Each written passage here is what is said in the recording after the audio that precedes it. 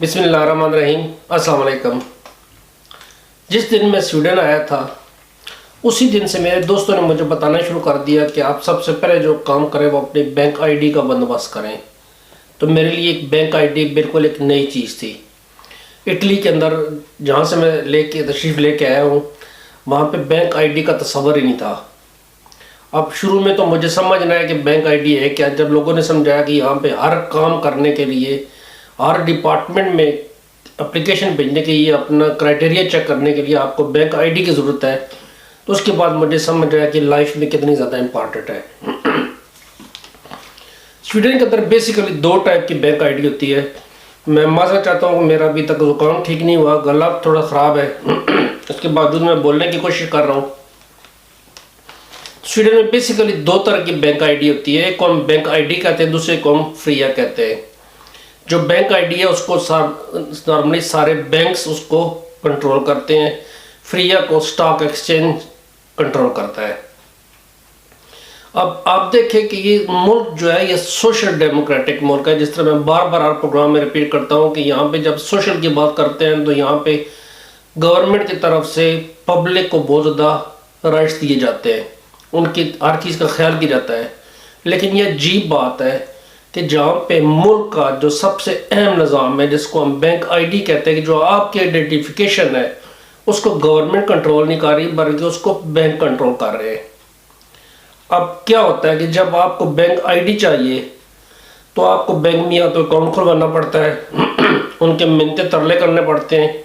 نئے آنے والے شخص کے لیے وہ سو ہیلے بہانے کرتے ہیں کہ آپ کا بینک اکاؤنٹ نہیں کھل سکتا۔ آپ سٹوڈنٹس کی مثال سامنے لے لیں، سب سے زیادہ شروع میں ان کو پرابلمز ہوتی ہیں، جو کام کرنے کے لیے یہاں پہ آ رہے ہوتے ہیں ان کو بینک اکاؤنٹ کھلوانے کے لیے منتیں کرنے پڑتی ہیں۔ اگر آپ کے پاس جاب ہے تب اکاؤنٹ کھلے گا، سیلری سلپ دکھائیں گے آپ کا اکاؤنٹ کھلے گا، یا کوئی اور آپ ایسی چیز دکھائیں گے تب آپ کا اکاؤنٹ کھلے گا۔ اتنا آسان نہیں ہے، صرف کیا ہے کہ آپ کو بینک آئی ڈی چاہیے، اس لیے آپ بینکوں کے پیچھے مارے مارے پھرتے ہیں۔ اب گورنمنٹ نے کیا کیا ہے کہ انہوں نے اس چیز کو ایک نیشنل لیول پہ لے کے جانا چاہ رہے ہیں تاکہ جو لوگ بھی سویڈن کے اندر ہیں اس ہر سب کے پاس ایک بینک آئی ڈی ہو۔ اب جو بینکوں کی آئی ڈی ہے، یہ جو فری آئی ڈی ہے، اس کا جو سیکیورٹی لیول ہے یہ تیسرے درجے کا ہے، یعنی کہ یورپی یونین میں سیکیورٹی کے 4 درجے ہیں۔ نمبر 4 جو ہے وہ ہائیسٹ ہے، باقی کافی زیادہ ممالک میں چوتھے درجے کی سیکیورٹی ہے۔ سویڈن کے اندر، قبرص کے اندر، گریس کے اندر اور رومانیہ کے اندر، یہ 4 ایسے ممالک ہیں جس میں سیکیورٹی لیول جو ہے وہ تیسرے درجے کا، یعنی کہ لوگوں کے ساتھ بینک آئی ڈی کے تھرو ہاتھ بھی ہو سکتا ہے۔ اب گورنمنٹ اس چیز کے بارے میں سیریسلی سوچ رہی ہے، اور پچھلی گورنمنٹ جاتے ہوئے یہ ایک منصوبہ بنا کے گئی تھی کہ ہم نیشنل لیول کا ایک بینک آئی ڈی شروع کریں۔ اب جب نیشنل لیول کا بینک آئی ڈی شروع کریں تو یہ جو 2 بینک آئی ڈی ہیں، بینک آئی ڈی اور فریا، ان کا کیا مستقبل ہے؟ گورنمنٹ سوچ رہی ہے کہ اس کی جو سیکیورٹی ہے وہ اپ ڈیٹ کی جائے، ان کو ختم بالکل نہ کیا جائے، اس کے ساتھ مزید کام کیا جائے۔ اب گورنمنٹ نے کیا کیا کہ انہوں نے agency for digital administration and analysis کو ایک ریکویسٹ بھیجی ہے کہ آپ لوگ اس کے بارے میں سرچ کریں کہ ہم اپنی سیکیورٹی لیول کو کس طرح کر سکتے ہیں اور ہر شخص کے پاس کس طرح بینک آئی ڈی آ سکتی ہے۔ اس کو جب بعد میں ہم بینک آئی ڈی نہیں کہیں گے، جب اس کو ہم صرف آئی ڈی کہیں گے، اس کے بعد ایک اور درجہ آئے گا، وہ بھی میں آپ کو ساتھ ساتھ بتاتا ہوں۔ اس کے ساتھ ساتھ انہوں نے فرسکرن کاسن اور پولیس والوں کو بھی بولا ہے کہ آپ ان کے ساتھ کولیبریٹ کریں تاکہ اس کی سیکیورٹی آپ ہو اور اس میں مزید فیچرز کا اندراج ہو۔ مزید فیچرز کا جو اندراج ہے وہ بھی میں آپ کو بعد میں جب نیکسٹ سٹیپ اس کا بتاتا ہوں تو اس میں آپ کو یہ چیز سمجھاؤں گا کہ نیکسٹ فیچرز میں بھی کیا چیزیں آ جائیں گی۔ اب اس وقت تقریباً 90% لوگ جو سویڈن کے اندر رہتے ہیں وہ بینک آئی ڈی استعمال کرتے ہیں، اور گورنمنٹ کا خیال یہ ہے کہ اس کو 100% تک لے کے جانا ہے۔ ہر اس شخص کو دینا ہے جو سویڈن کے اندر رہ رہا ہو، وہ اپنی آئیڈینٹی ہر کسی کو شو کر سکے، ہر ڈپارٹمنٹ میں جا کے وہ اپنے آپ کو پروف کر سکے۔ گورنمنٹ کا خیال ہے کہ جو بینک آئی ڈی ہے اس کو ہم پاسپورٹ یا لائسنس کے لیول پہ لے کے جائیں۔ پاسپورٹ ایک گورنمنٹ کی ڈاکومنٹس ہوتی ہیں جس کو دنیا کے ہر ملک میں ایکسیپٹ کیا جاتا ہے، لائسنس کو پوری یورپی یونین میں ایکسیپٹ کیا جاتا ہے۔ اس کے علاوہ اور بھی دوسرے ممالک میں، یورپین بعض ممالک وہ آپ کی سیر کے لیے آپ کو لائسنس پہ آنے کی اجازت دے سکتے ہیں۔ اس کا مطلب یہ دو چیزیں ایسے ڈاکومنٹس ہیں جو آپ کی ایک پہچان ہے۔ تو بینک آئی ڈی بھی آپ کی اسی طرح کی ایک پہچان بننے جا رہا ہے کہ آپ جس بھی یورپی یونین کے ممالک میں جائیں گے، آپ اپنے آپ کو ریکگنائز کروائیں گے، کسی گورنمنٹ کے انسٹیٹیوشن میں جائیں گے تو آپ سمپلی بینک آئی ڈی کے تھرو آپ اپنے آپ کو ریکگنائز کروا لیں گے کہ یہ میں ہوں۔ آپ کو پاسپورٹ کی، آپ کو آئی ڈی کی، ان چیزوں کی ضرورت نہیں پڑے گی۔ اب کیا ہوگا کہ جو سوئش ہے اس تھوڑا سا افیکٹ کرے گا کہ سوئش ابھی تک تیسرے درجے کی لیول کی سیکیورٹی کے ساتھ کام کر رہا ہے جو بینک آئی ڈی میں شامل ہے۔ جب یہ بینک آئی ڈی چوتھے درجے کے لیول کی سیکیورٹی میں جائے گی تو سوئش کو تھوڑا سا افیکٹ پڑے گا۔ اب سوئش صرف آپ سویڈن کے اندر نہیں کر سکیں گے بلکہ آپ یورپی یونین کے اندر بھی آپ سوئش کر سکیں گے۔ اس کے بعد یہ ایک ایکسٹرا فیچر اس میں ایڈ ہونے جا رہا ہے کہ آپ یورپی یونین کے اندر کسی بھی جگہ میں آپ ایزیلی سوئچ کر۔ اس کے بعد جو گورنمنٹ کا پلان ہے کہ جو بینک آئی ڈی جب ہم چوتھے درجے کی سیکیورٹی پر پہنچیں گے تو اس کے بعد جو نیکسٹ پلان ہے وہ یورپین والیٹ ہے۔ اب یورپین والیٹ کا ایگزیکٹ خاکہ جو ہے وہ 100% نہیں ہے، وہ اس میں ابھی سجیشنز چل رہی ہیں۔ یورپی یونین ایگریمنٹس، یورپی یونین کنٹریکٹر سے بات کر رہی ہے کہ یورپی والیٹس جب آپ بنائیں گے ایک سیمپل بنا کے دے، سیمپل میں ہمیں بتایا جائے کہ کیا کیا چیزیں شامل ہو سکتی ہیں۔ جو یورپین ڈیجیٹل آئی ڈی ہے اس کو ہم کن کن چیزوں میں استعمال کر سکیں گے، میں آپ کو کچھ اس کے ایگزامپلس دیتا ہوں تاکہ آپ کو کلیئر ہو جائے کہ آپ اس کو، اب اس کی ایک بہترین مثال یہ کہ جو چیزیں آپ اپنے ملک میں کر رہے ہیں اسی کو آپ ایکسپینڈ کر کے یورپی یونین کے لیول پہ لے جائیں۔ اب یورپی یونین کے لیول میں جب آپ فار ایگزامپل اگر آپ میڈیسن سویڈنس کے اندر لیتے ہیں اور سویڈن کے اندر آپ بینک آئی ڈی کے تھرو جا کے اپنے چیک کر سکتے ہیں کہ کون کون سی میڈیسن آپ کو اتھرائزڈ ہے،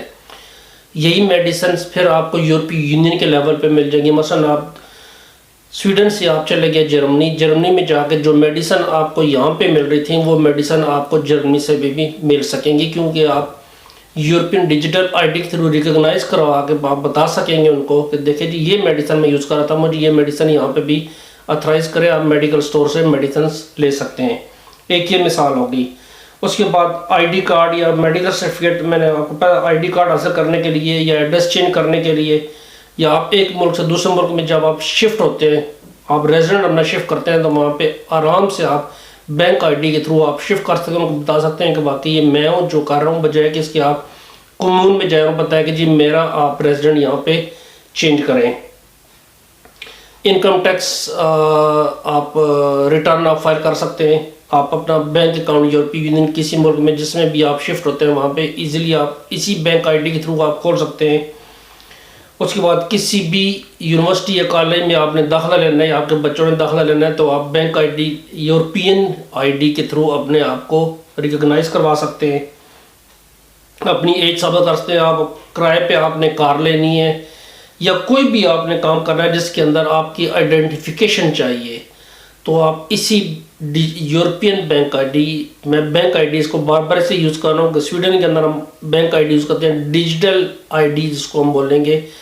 یا ای آئی ڈی ہے جس کو بولیں گے یورپین ای آئی ڈی، اس کے تھرو آپ یہ باقی سارے کام کر سکتے ہیں۔ تو اس کا مطلب ہے کہ ہم جب آگے جا رہے ہیں تو ہمیں جو نظر آ رہا ہے وہ یہ چیز نظر آ رہی ہے کہ یورپی یونین باقاعدہ طور پہ ایک ملک کی شکل اختیار کرنے جا رہا ہے۔ جس طرح یو ایس اے ہے اسی طرح یورپی یونین کے اندر بھی وہ تمام چیزیں اکٹھی ہونے جا رہی ہیں جو یو ایس اے کے اندر ان کے شہریوں کے لیے ہیں، کہ بے شک یو ایس اے کے اندر مختلف سٹیٹس ہیں،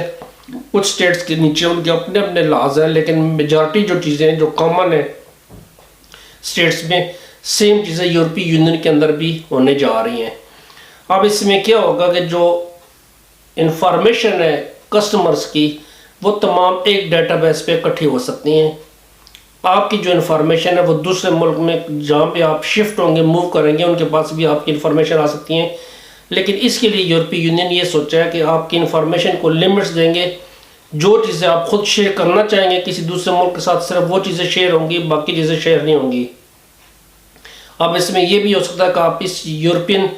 ای آئی ڈی کے تھرو یا آپ اس کو ایک قسم کا آپ ڈیجیٹل والیٹ کا نام دے رہے ہیں، اس کے ڈیجیٹل والیٹ کے اندر بھی آپ کافی زیادہ ڈاکومنٹس وغیرہ رکھ سکتے ہیں جو آپ کو ایک ملک سے اتھرائز ہوئے ہیں، اس کو آپ دوسرے ملک میں سینڈ کر سکتے ہیں اور یوز کر سکتے ہیں ان کو وہاں پہ جا کے. تو یہ انفارمیشن جو ہے آپ کی وہ دوسرے ممالک میں جا سکتی ہیں، لیکن یورپی یونین سے وہ باہر نہیں جا سکیں گی.